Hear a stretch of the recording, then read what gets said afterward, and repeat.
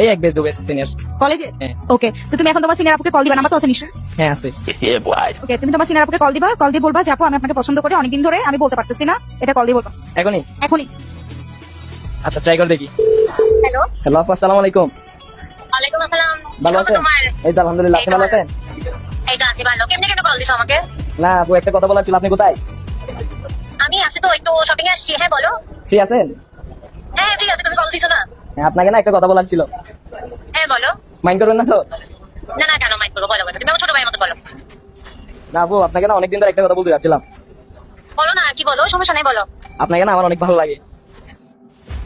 কি বলো, ফান করতেছো? আমি কিন্তু না আমি কিন্তু মান করতেছি না, সিরিয়াসলি। কখন থেকে আমাকে পছন্দ করো তুমি? অনেক আগে থেকে। আপনার চোখগুলো না অনেক সুন্দর। তুমি কি আমাকে আমার ডায়লগ দিচ্ছ? আমার তো তোমার চোখগুলো আরো ভালো লাগে বেশি। তুমি কি জানতো আমার মনের কথা? আসলে হ্যাঁ, আমি তোমার চোখ দেখি ফিদা হয়ে গেছিলাম। ও ইয়ার, বাট তুমি আমার ছোট ভাই, ওই জন্য তোমাকে আমি কিছু বলি নাই। এখন কি বলেন, আপনাকে তো আমার অনেক ভালো লাগে। আচ্ছা শোনো না, তুমি তো আমার ছোট। হ্যাঁ, এখন মানুষ যদি জানে যায় তখন ছিচি করবে না, জুনিয়র আর সিনিয়রের মধ্যে। তো কি হয়েছে, বলাই আছে, মেয়ে 40 বছর বড় হলে সমস্যা নাই। তাহলে কি তুমি আমাকে বিয়ে করবা? হ্যাঁ, আগে ব্যাপারটা দেখেন পরে। আচ্ছা ঠিক আছে, তাহলে দেখা যাক তাহলে। হ্যাঁ আচ্ছা শোনো না, তোমাকে আমি বলি, জুনিয়র ভাই শোনো, আমি তোমাকে বলতে চাই লাইক ইউ। পটে গেছে।